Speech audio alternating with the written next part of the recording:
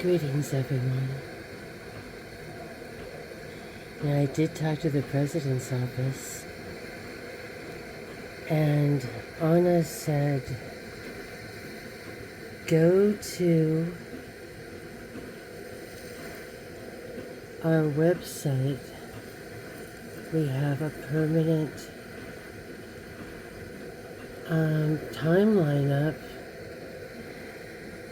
and I didn't find it yet. What popped out was this: class fall, knowing me, knowing you. A few little double, triple, and entendres there, coming from, it's like Woody Allen.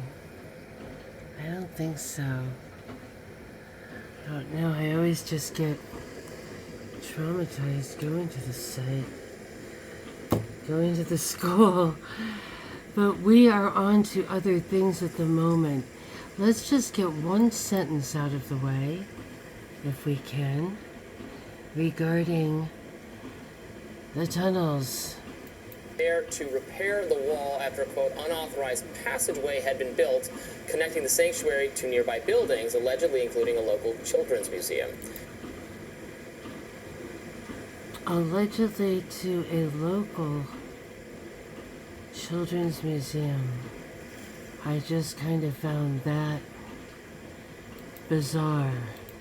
I just did. I'm sorry. I found that utterly bizarre. Here we are. We are at Smith and 9th Street. On Google Earth, I went there yesterday and I couldn't get back here today. Is that funny? I'd go and it kept going under the bridge. And this is my ye old subway stop, and it's the highest.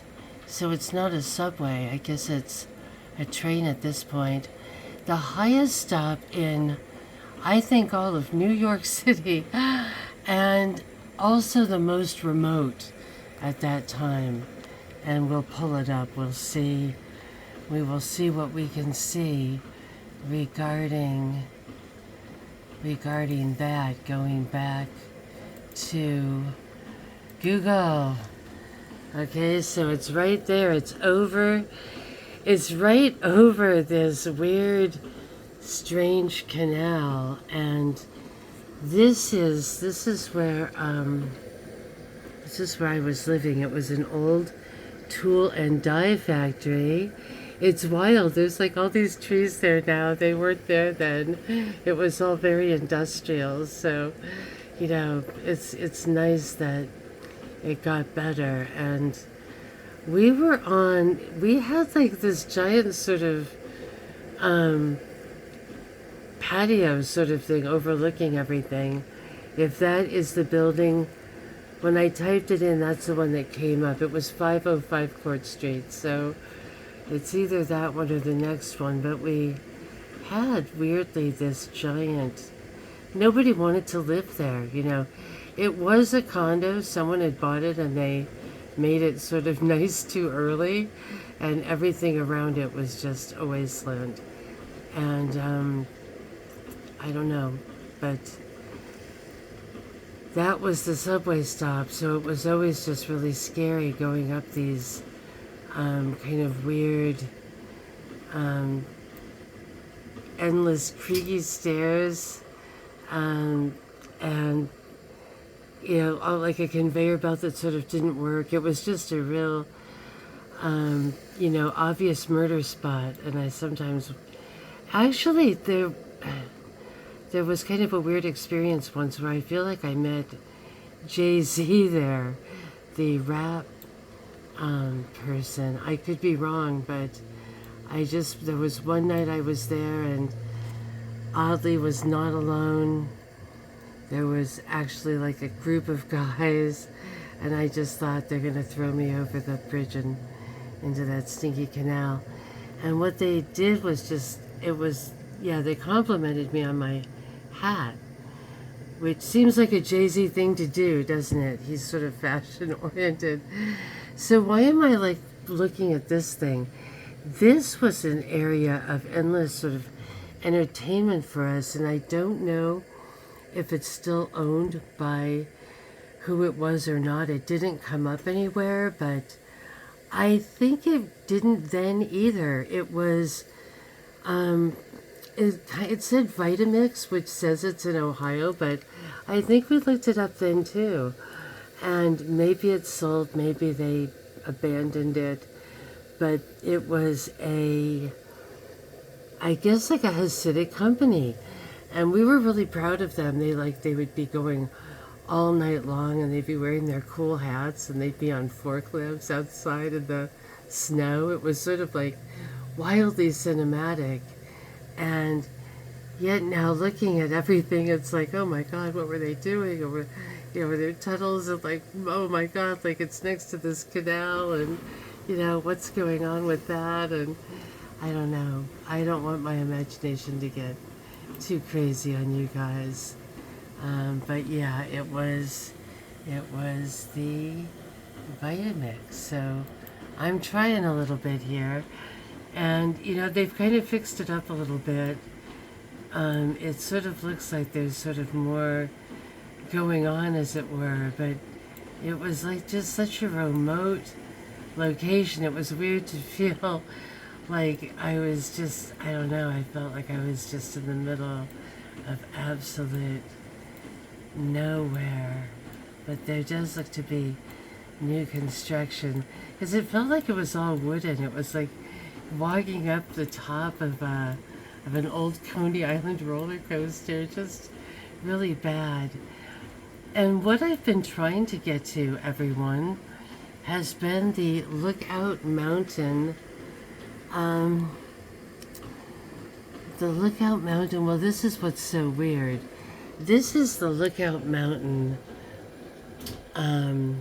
base. This was actually like technically a base in California at the top of Laurel Canyon, which is where, Jimi Hendrix and the Monkees and Joni Mitchell and Crosby, Stills and Nash and, endless amounts of people who live there, work there, sang there. Many of their parents, according to the book, is it that weird scenes kind of from within the gold mine? Is that the name of it? The book about Laurel Canyon? I'm sorry I haven't read it, but I've heard that it's a little bit vague, but it's hard to pin down some of this stuff. And this base, we can't even check it out anymore. It's weird how things just get laid to waste nowadays. This base, it says, is now it's now the home of of an actor. Okay, so it no longer is the base. It's weird how they do these weird things.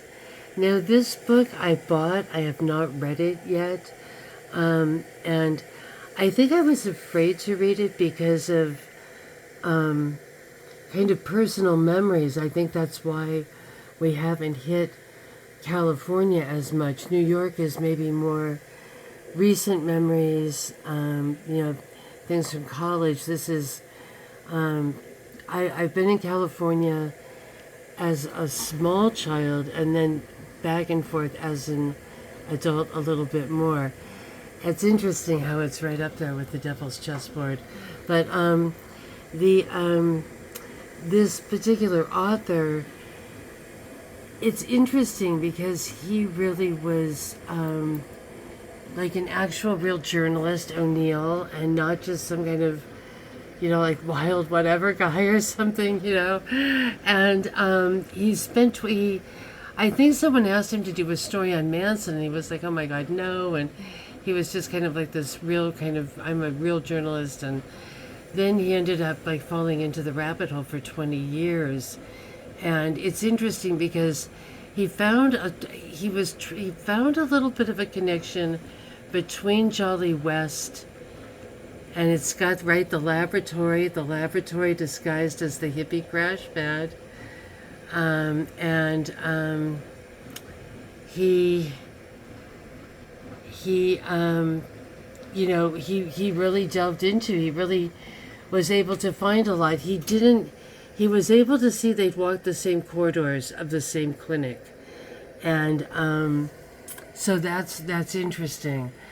I've got some kind of weird personal connections there. Now, we had lived in La Crescenta. I thought that the church was in Glendale, and it says the Glendale church closed. They close, they move, they go different places. Now here's the new logo, everybody. Do you see how scrubbed that is? Did I show you? Do you remember the old logo? The old logo I could not even find online. I went online and typed in like Unity logos, and just stuff like this kept popping up. And, it was like strange, because this is the original one right here.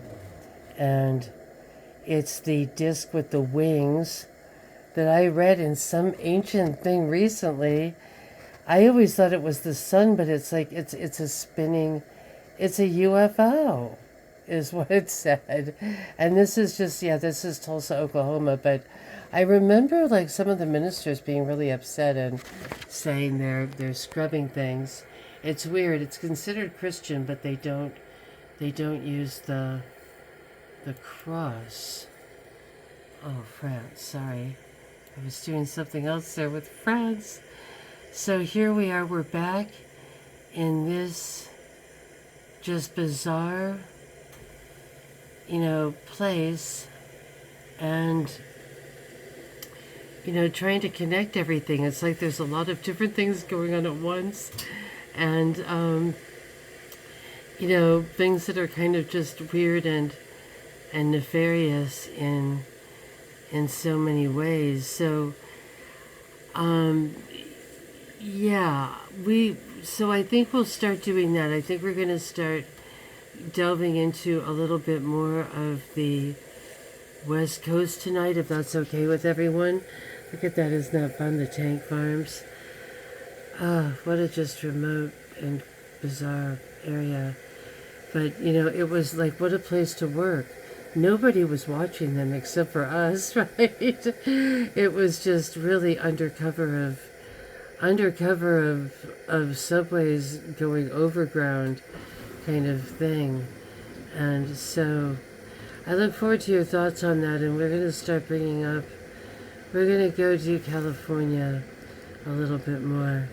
Much love.